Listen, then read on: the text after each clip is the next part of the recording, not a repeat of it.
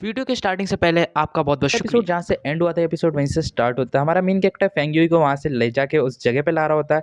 वो कहता है ये हेयू टावर की एक ब्रांच है। अब इस जगह पे बहुत ज़्यादा इम्प्रेसिव है, जो मेरे दोस्त हैं डुगु जियान और उसके कुछ दोस्त भी हैं, उन लोगों ने यहाँ पे मतलब खोल रखी है। एक तरीके से मैं तुम्हें ये बताऊँ, ये बहुत ज़्यादा अच्छी जगह है। हमारा मेन कैरेक्टर फेंग युई को लेके जा रहा होता है, फिर सामने से कोई रोक देता है। वो कहता है कि किधर चले? और वहाँ हमें दिखाई देता है कि एक लड़की होती है, वो कहती है कि ये तुम्हारे कोई बाप की जगह नहीं है कि तुम यहाँ पे घुसे चले जा रहे हो। यहाँ पे स्ट्रेंजर्स का आना मना है। ये कोई हेयू टावर की जगह नहीं है। अब से ये हाउई अलायंस की टेरिटरी है। इसके अंदर आना है तो उसके लिए तुम्हें परमिशन चाहिए और तुम्हारे पास कोई भी परमिशन नहीं है, मुझे नहीं लगता, तो तुम यहाँ पे नहीं आ सकते। फिर हमारा मेन कैरेक्टर अपने मन में कहता है कि मेरे को बिल्कुल भी लगा नहीं था ये लोग जल्दी से इतना जल्दी नाम चेंज करके और इतनी जल्दी शिफ्ट हो जाएंगे, और मुझे ऐसा बिल्कुल भी लगा था जो शायन है वो इतनी जल्दी सब कुछ फास्ट फास्ट कर देगी। फिर हमारा मेन कैरेक्टर उस लड़की से कहता है कि मैं कोई भी स्ट्रेंजर नहीं हूँ, मैं तुम्हारा सेक्ट लीडर हूँ और शायद तक तुम्हें शायद तक इसके बारे में पता होना चाहिए। फिर जो गार्ड है वो बहुत ज़्यादा मतलब एटीट्यूड में आके कहती है कि तुम जैसा एक देहाती बेवकूफ़ अपने आप को सेक्ट लीडर समझता है तो फिर तो मैं तो अपने आप को सेक्ट लीडर की वाइफ समझने लग जाऊंगी, क्योंकि sect leader greatest and brilliant इंसान है। फिर वहाँ पे कोई पीछे से आवाज़ देता है, वो कहता है कि यान बिल्कुल भी रूड मत हो, वो सही में हमारे सेक्ट लीडर हैं। फिर हमें उनके पीछे एक लड़की दिखाई जाती है, उसके साथ डुगु जियान भी होता है और वो लड़की बोलती है सेक्ट मास्टर आपसे मिलकर बहुत ज़्यादा अच्छा लगा, मेरा नाम जियान जी बियाओ है और मेरे को इसका नाम जियान जी बियाओ थोड़ा लंबा लग रहा है तो मैं इसको याओ कह के बुलाऊंगा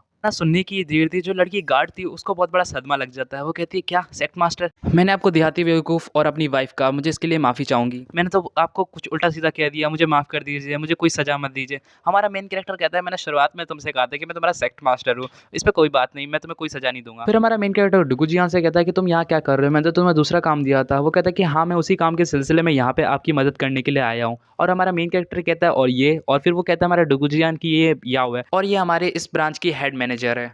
फिर जो लड़की फेंग युई है वो हमारे मेन कैरेक्टर के कानों में कहती है कि ये सब तुम्हें चल क्या रहा है यहाँ पे, ये सारे के सारे लोग तुम्हें सेक्ट लीडर क्यों कह रहे हैं। फिर जो हमारा मेन कैरेक्टर है वो फेंग युई से कहता है कि ये बहुत ज़्यादा लंबी कहानी है, मैं तुम्हें तब सुनाऊंगा जब मेरे पास कभी कोई चांस रहेगा। और फिर हमें दिखाया जाता है साइड में जो लड़की होती है यान, वो रो रही होती है, वो मन में कह रही होती है कि मैं एक बहुत बड़ी बड़ी मुसीबत में आ गई हूँ क्योंकि मैंने सेक्ट लीडर को ऑफेंड कर दिया है, अब तो पक्का सेक्ट लीडर मुझे सजा देंगे। फिर हमारा मेन कैरेक्टर फेंग युई से कहता है थोड़ी देर बाद कि तुम कहना चाहते हो कि जो बीस्ट फॉरेस्ट है उधर एक र्यूमर है कि वहाँ पे जो मार्शल गॉड क्यूआई है उनका ट्रेजर छुपा हुआ है, तो इसलिए तुम बीस्ट फॉरेस्ट को जाना चाहती हो। फिर जो हमारा मेन कैरेक्टर है वो फेंग युई से पूछता है क्या तुम सही में कंफर्म हो कि वहाँ पे रियल ट्रेजर है। और फिर हमारा जो फेंग युई है वो कहती है कि मैं कंफर्म नहीं कह सकती, क्योंकि जब मैं रास्ते में थी बीस्ट फॉरेस्ट की तरफ जा रही थी तब मेरे पास डाइसिंग किंगडम के लोगों ने अटैक कर दिया, उस वजह से मैं उधर रास्ते तक जा नहीं पाई। फिर जो हमारा मेन कैरेक्टर होता है वो कहता है थोड़े बहुत चांस हो सकता है कि वहाँ पे बहुत सारी पार्टीज इन्वॉल्व हों और हम नई पार्टी इन्वॉल्व होने वाली हो जो अपना हावी अलायंस है, हम कोई भी रिस्क नहीं लेना चाहते, तो हम ऐसा करते हैं कि हम थोड़ी देर तक इंतजार करते हैं कि वहाँ पे क्या होता है। फिर जो लड़की याओ होती है वो कहती है कि लीडर मुझे ऐसा लगता है कि आपको एक्शन लेने की ज़रूरत है, क्योंकि ज़ुआनजिंग सेक्ट के कुछ डिसाइबल्स को वहाँ इन्वेस्टिगेट के लिए भेजा गया है कि बीस्ट फॉरेस्ट में कि ट्रेजर है भी या नहीं। फिर हमारा एमसी कहता है कि तुम्हें क्या लगता है कि मेरा जो सेक्ट है, मैं अपने सेक्ट को प्रोटेक्ट नहीं करना चाहता, लेकिन मैं अपने सेक्ट के रफड़ों में नहीं पड़ना चाहता, वो बेशक मेरा सेफ्ट है लेकिन मेरा कोई ऑब्जेक्शन नहीं बनता कि मैं वहाँ जाकर उन्हें प्रोटेक्ट करूँ। फिर जो याओ है वो कहती है कि नहीं आप लीडर, आप गलत समझ रहे हैं, मेरे कहने का ऐसा कोई मतलब नहीं है। पिछली बार जो ज़ुआनजिंग सेक्ट ने 5 मेजर सेक्ट्स को जो ऑफेंड किया था उसका बदला वो शायद तक इधर ले सकते हैं,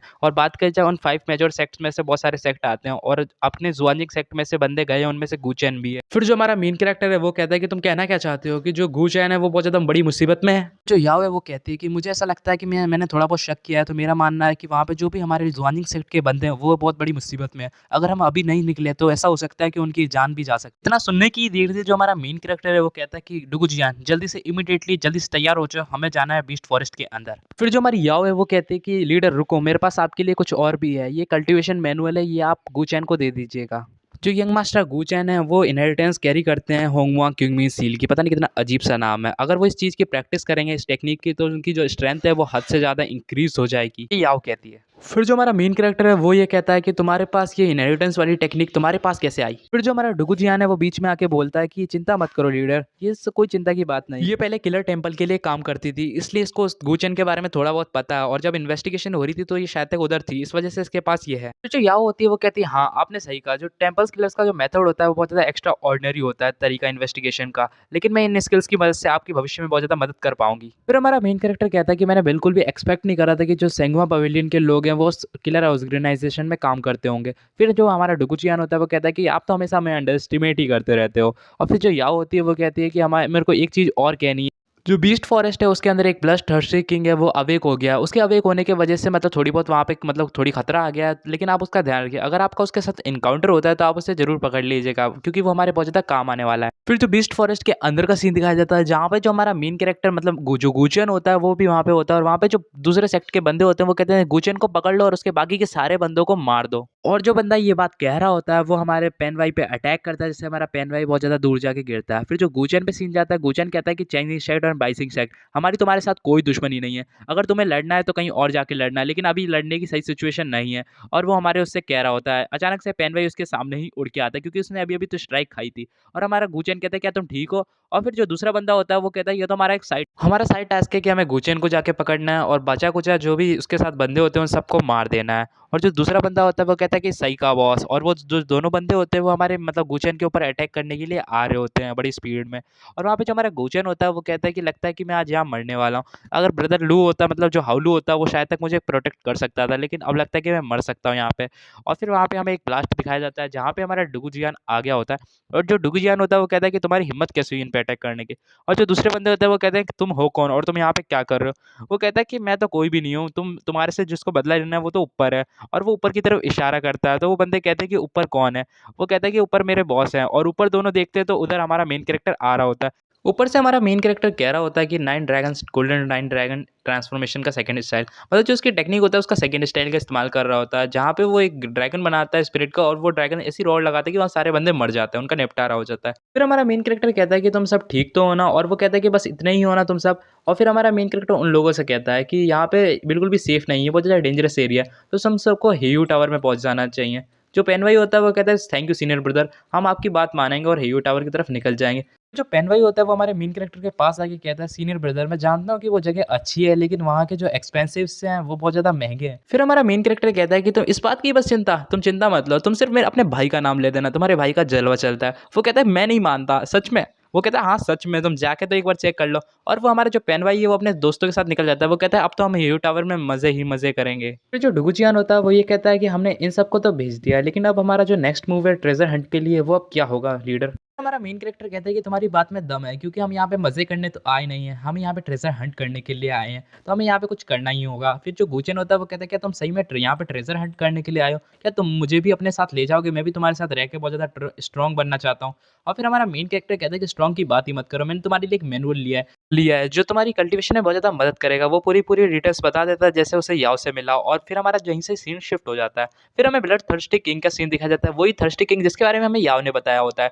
वो बड़ा अजीब-सा होता है, पता नहीं रेड टाइप का क्रिएचर होता है, ये एक स्पिरिट है या पता नहीं कोई क्रिएचर, आई डोंट नो। फिर हमें दिखाया जाता है 2 बंदे उससे फाइट कर रहे होते हैं। उन दोनों बंदों में से एक बंदा कहता है जो इसकी जो लेवल है वो 7th लेवल तक है, मतलब 7th लेवल के आस-पास है। अगर 7th लेवल का होता तो और ज़्यादा मुश्किल करता, लेकिन अभी भी हमें इससे डील करने में बहुत ज़्यादा मुश्किलें मिल रही। फिर उनमें से जो मूंछ वाला बंदा होता है वो सामने पेड़ के ऊपर इशारे करते हुए कहता है कि मैं हुआ, तुम वहाँ पे क्या कर रहे हो? तुम्हें हमारी मदद करनी चाहिए। तुम्हें दिख नहीं रहा हम यहाँ पे कितना स्ट्रगल कर रहे हो उससे फाइट करने में? तुम्हें हमारी मदद करनी चाहिए, इससे हम इसको बहुत जल्दी हरा सकें। फिर जो बंदा मैंग हुआ होता है वो कहता है कि मैं बिल्कुल भी इंटरेस्टेड नहीं हूँ इस ब्लड थर्स्टी किंग में, मुझे इससे कोई मतलब नहीं है। अगर तुम्हें चाहिए तो तुम इससे खुद ले लो। हमें उस बंदे का कल्टीवेशन लेवल बताया जाता है जो अर्थ रेलम पे होता है, मतलब 2nd लेवल के अर्थ रेलम।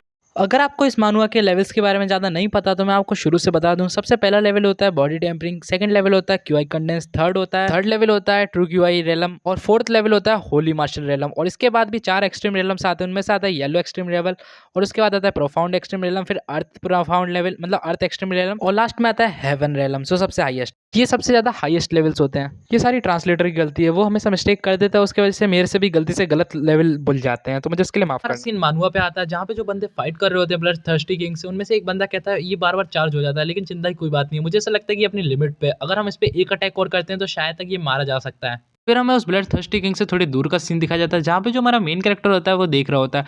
वो यही देख रहा होता है कि ये फाइट कैसी चल रही है। फिर जो डुगुजियान होता है वो कहता है कि हमें जाकर उनकी मदद करनी चाहिए और उस ब्लड थर्स्टी किंग को अपना हिस्सा ले लेंगे। और हमारा मेन कैरेक्टर उससे कहता है डुगुजियान से कि तुम्हारी बात तो सही है, लेकिन हमें फालतू में अपनी पावर स्ट्रेंथ को वेस्ट नहीं करना चाहिए। जैसे ही वो लोग उसे हरा देंगे तो हम उनसे वो छीन लेंगे।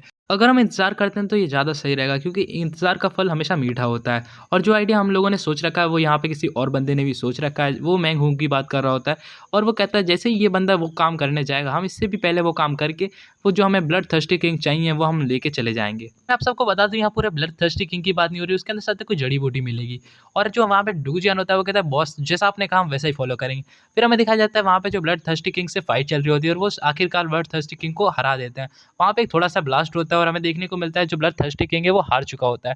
वो बंदा कहता है कि आखिरकार हमने उसे हरा ही दिया। इतना कहने की ही देर थी वहाँ पे जो मैंग हुआ है वो ऊपर से मतलब पेड़ के ऊपर था, वो पेड़ के ऊपर से नीचे आ जाता है। वो कहता है कि तुमने कब कहा कि तुम्हारा है?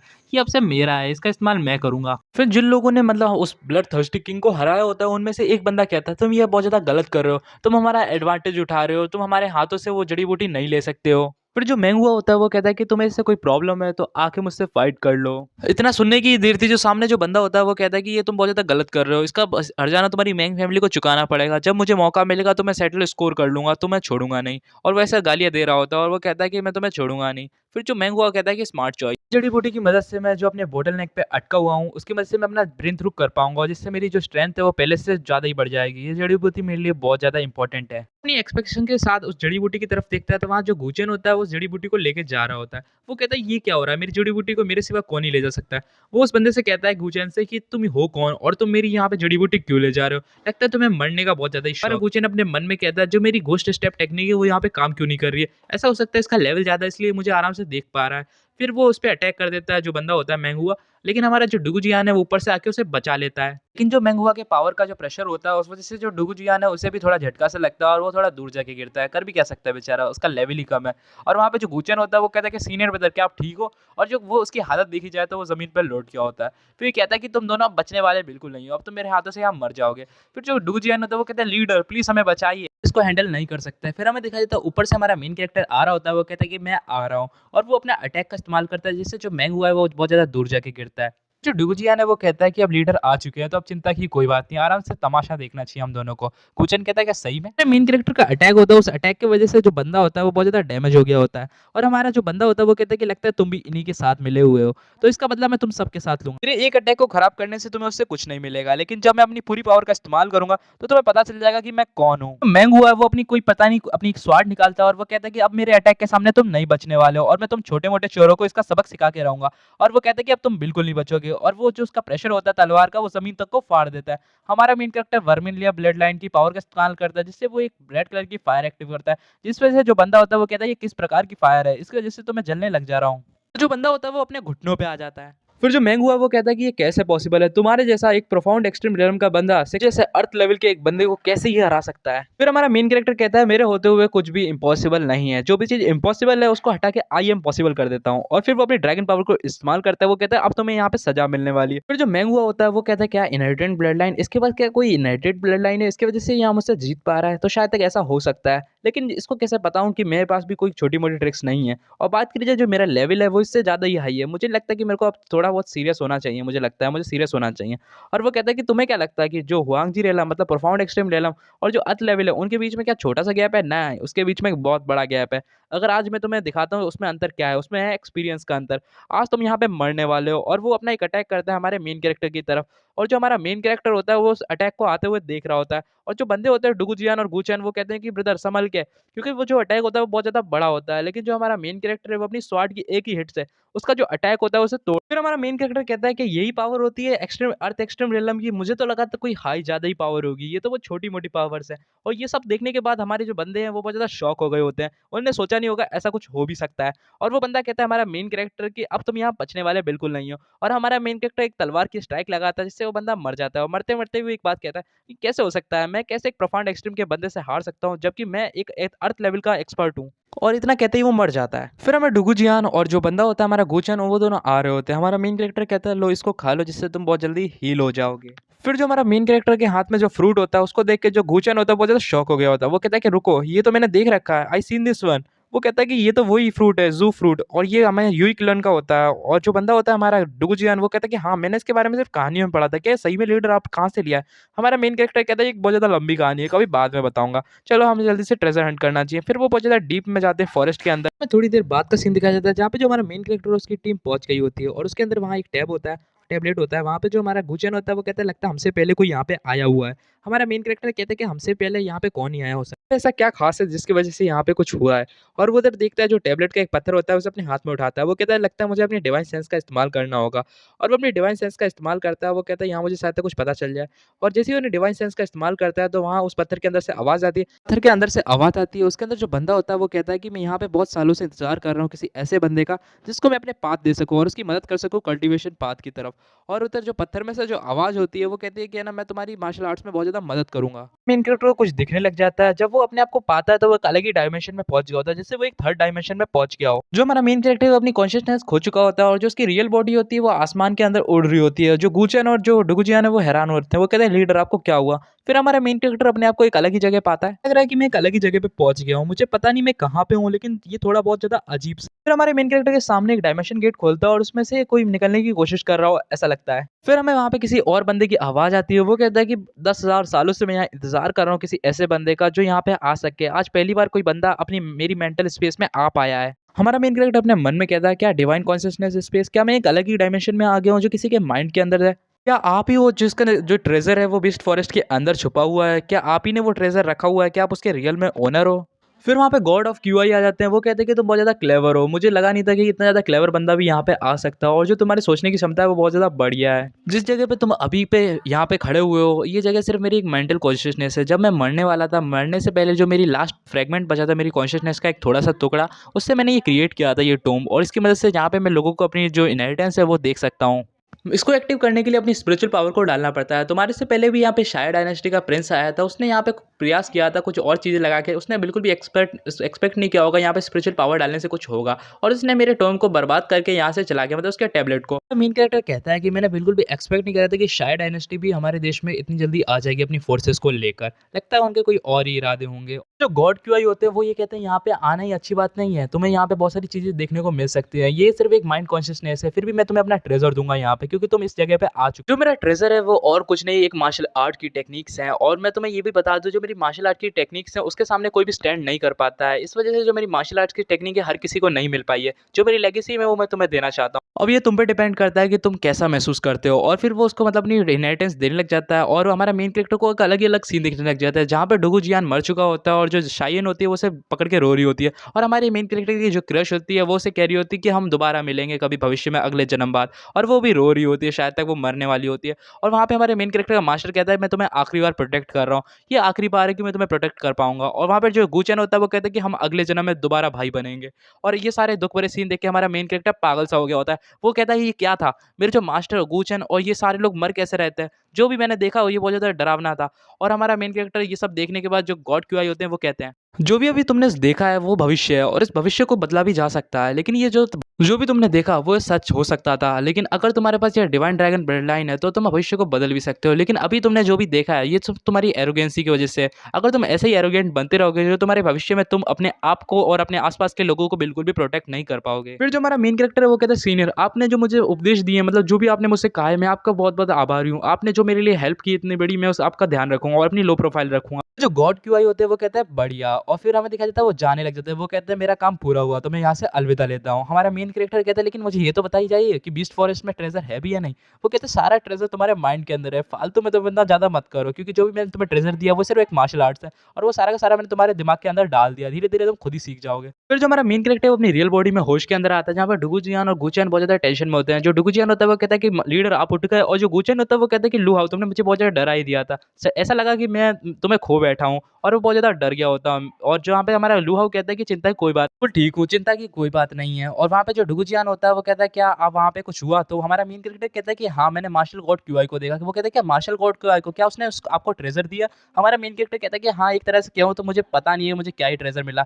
मेन कैरेक्टर को कहता है कि मुझे ऐसा लग रहा है कि मेरा यहाँ पे लेवल अप होने वाला है, और उसका लेवल अप हो भी जाता है। अब वो नाइन्थ लेवल पे पहुंच जाता है प्रोफाउंड एक्सट्रीम रियलम के। जो डुगुजियान होता है वो कहता है कि तुम एक्सपोज हो गए, मुझे पता था कि तुम्हें कोई ना कोई ट्रेजर तो मिला ही होगा। और हमारा मेन कैरेक्टर कहता है कि रियली मुझे सही में कुछ नहीं पता, और वो अपने मन में कहता है कि मेरी जो कल्टीवेशन है ऐसा लग रहा है कि वो पहले से बहुत ज्यादा अलग लग रही है। तो वहाँ पे एक बंदे की एंट्री होती है, वो कहता है कि बच्चे ये गॉड क्यूआई की जो ट्रेजर है वो तुम्हारे लिए बिल्कुल भी नहीं है, तुम जैसे कचरे के लिए बिल्कुल भी नहीं है। और फिर हमें उस बंदे की आइडेंटिटी बताई जाती है, वो होता है ग्रेट शाया डायनेस्टी का क्राउन प्रिंस, और यही क्राउन प्रिंस है जिसने वो टैबलेट टैबलेट को पहले तोड़ दिया होता। ये शायद ये इंतज़ार कर रहा था कि कब कोई बंदा आए और मतलब जब वो उसका इनहेरिटेंस ले। फिर हमारा मेन कैरेक्टर कहता है कि ये तो वही बंदा है जिसके बारे में मुझे अभी बताया गया था गॉड क्यूआई ने, और फिर वो अपने मन में कहता है इसी बंदे ने तो उनका टैबलेट तोड़ा हुआ था। और फिर हमारा मेन कैरेक्टर उससे कहता है कि जिस ट्रेजर की तुम बात कर रहे हो वो अभी मेरे माइंड तो में इतनी ही हिम्मत है तो आ जाओ दो हाथ करके देख लेते। फिर जो साइड डायनेस्टी का क्राउन प्रिंस होता है वो कहता है कि लगता है बच्चे तुम्हें बिल्कुल भी नहीं पता कि मरने का मतलब क्या होता है। जो उसके पास तलवार होती है उस तलवार का प्रेशर निकालता है, जिस प्रेशर की वजह से हमारा जो डुगुजियान होता है वो कहता है ये तो ह्यूमन एम्परर की स्वाड है। गोचन कहता है क्या ह्यूमन एम्परर की स्वाड, ये तो वही स्वाड है ना, ये बहुत ज्यादा पावरफुल है।